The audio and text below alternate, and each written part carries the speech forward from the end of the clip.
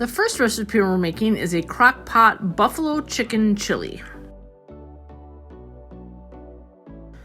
I started by putting 2 big frozen chicken breasts at the bottom of the crock pot and then just drizzling this taco seasoning over the top. Then I took an entire bag of frozen corn and just dumped that in. On top of the corn, I'm adding in a can of chili beans, undrained, and also a can of diced tomatoes.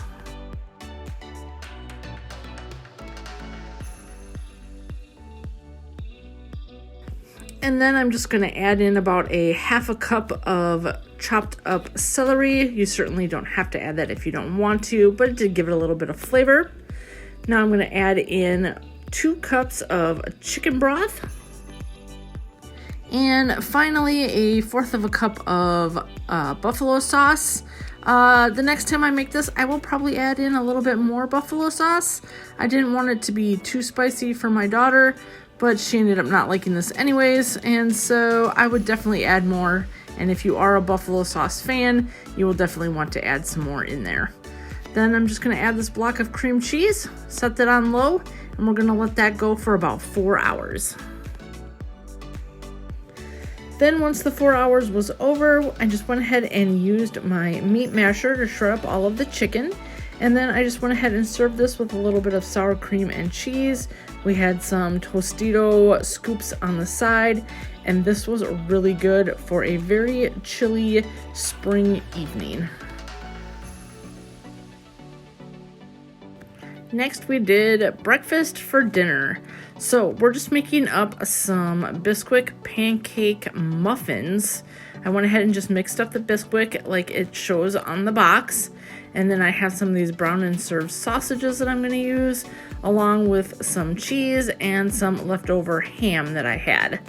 After filling all of the tins with the pancake mix, I just took a little piece of the sausage and put that right in the middle of each of them, except for the last 3. I made these for my husband, and that's where I added the cheese and the ham. I stirred those together a little bit before baking. These went in the oven at 400 degrees for about 12 to 15 minutes, and then they were ready to serve.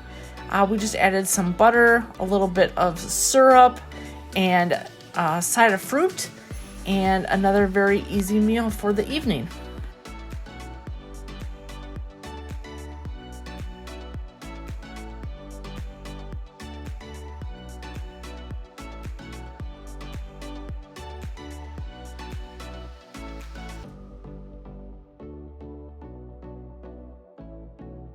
Next, I made some black bean quesadillas. So I just started with a can of black beans that I drained and rinsed, along with a tablespoon of this taco seasoning and a 1/4 cup of some salsa, any salsa that you like. I just went ahead and grabbed this paste that we had in the cupboard, put all of that in my NutriBullet, and went ahead and blended that together.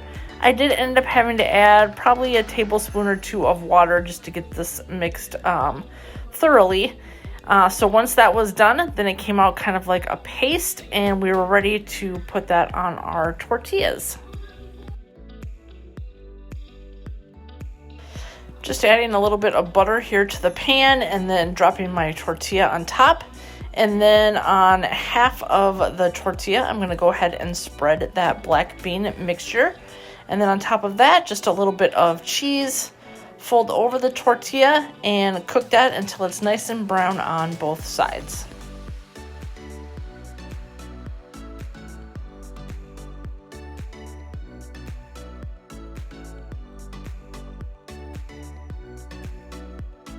I just put some sour cream on the top, and we had some strawberries on the side.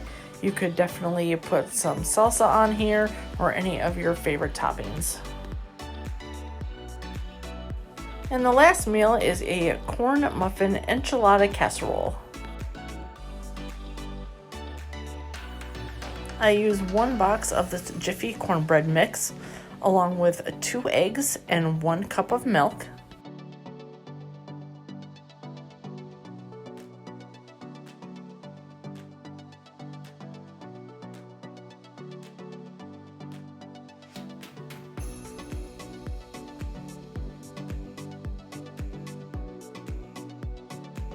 The recipe did call for a teaspoon of onion powder, chili powder, and cumin, but since I had the rest of that taco seasoning packet from earlier this week, I just went ahead and used that instead.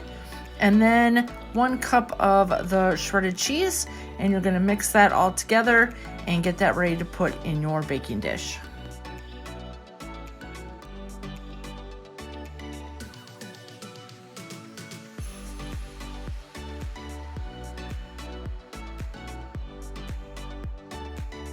I have an 8x8 baking dish that I went ahead and sprayed first.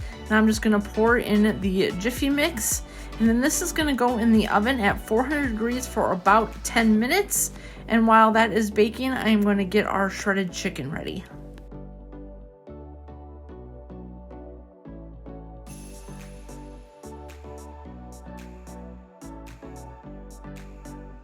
I have about 2 cups of shredded chicken here. I just cooked up a couple chicken breasts and shredded those up, and 1 10-ounce can of enchilada sauce.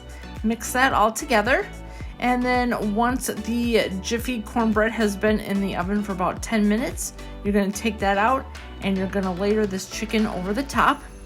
Now, for whatever reason, I don't know if I did something wrong or if it was in the recipe, but the cornbread mix probably could have been in the oven a little bit longer before putting this on top. It kind of deflated. It wasn't quite set up enough. I would maybe put it in for a good 15 to 18 minutes before taking it out to put the chicken on top.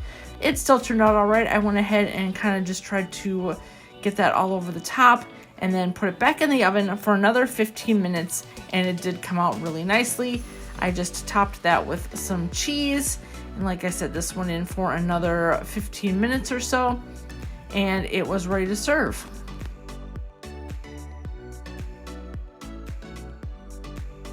I topped ours with sour cream and black olives, but you could definitely use any kind of enchilada toppings that you enjoy. We served this alongside of some raspberries, and it was another great week of recipes.